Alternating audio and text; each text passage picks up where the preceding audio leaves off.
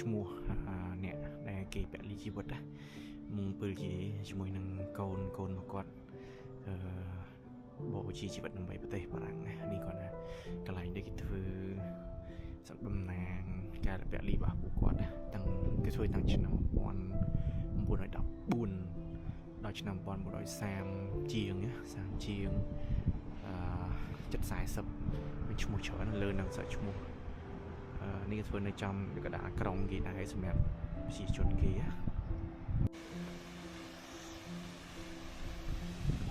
មកដល់កន្លែងមួយទៀតទៅនៅនេះសម្បូរកន្លែងទឹកអញ្ចឹងពួកពីដើមឡើយគេថាទឹកសម្រាប់ហូបអញ្ចឹងណាគាត់បានតែសារតែប្រជាជនធ្វើពីមុនមានទឹកនេះហូបគ្រប់គ្រាន់អញ្ចឹងគេសម្រាប់ធ្វើអញ្ចឹងហូបកន្លែងចាប៉ុន្តែនេះប្លែកភូមិនេះនៅក្រោម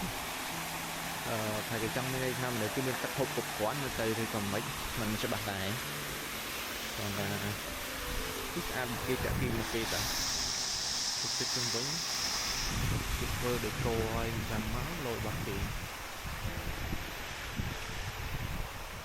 យើងដើរទៅមុខទៀតព្រោះប្រហែលជាឃើញមានកន្លែងគេលេងមួយទៀតដូចជាអាងទឹកអូឡ িম্প ិកគេដូចនៅ start យើងដែរចាំមើលទៅដល់ហូមមើលសិនសម្រាប់ជាមួយមកថាយើងអត់បានចូលទេអត់ឃើញគេបើកទ្វារតែឥឡូវយើងមកដល់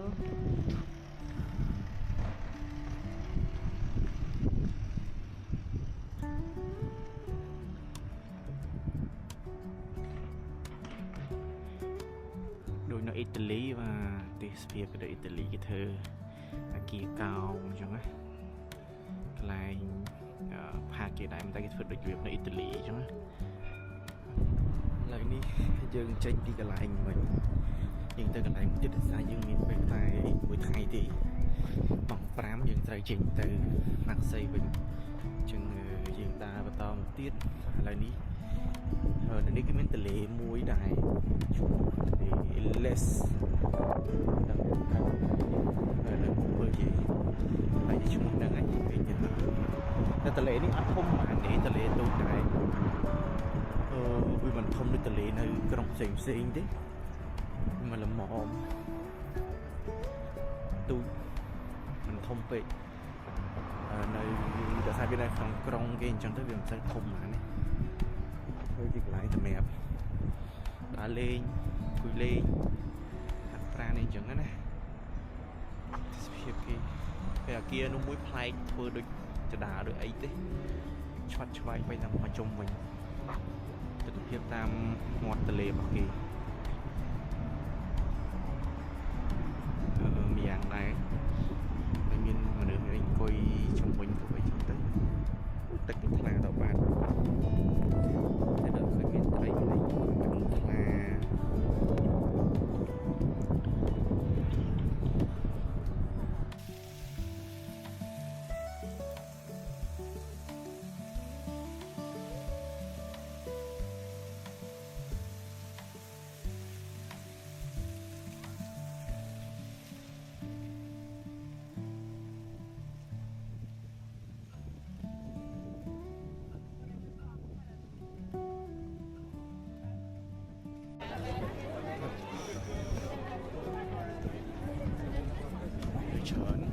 ច្រើនទីប្រជុំជនគេ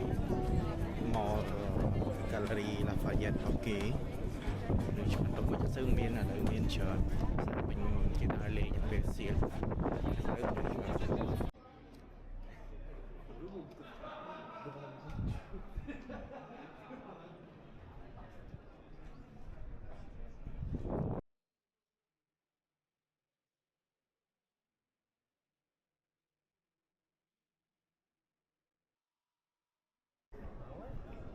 យើងចេញពីវិហារយើងក៏ដើរទៅទៀតដើម្បីទៅកន្លែងមួយគេហៅ Atrium នៅម៉ុងពេលយេពីស្តៀងនៅប្រាំងប៉ារីសដែរគាត់ថាវាទូចជាងតែយើងទៅមើលទាំងអស់គ្នា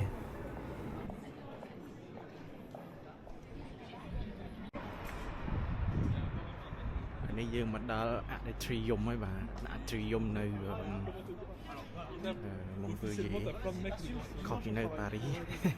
នេះយើងទូជាងឡើងគេពេញខ្ញុំថតរូបដែរ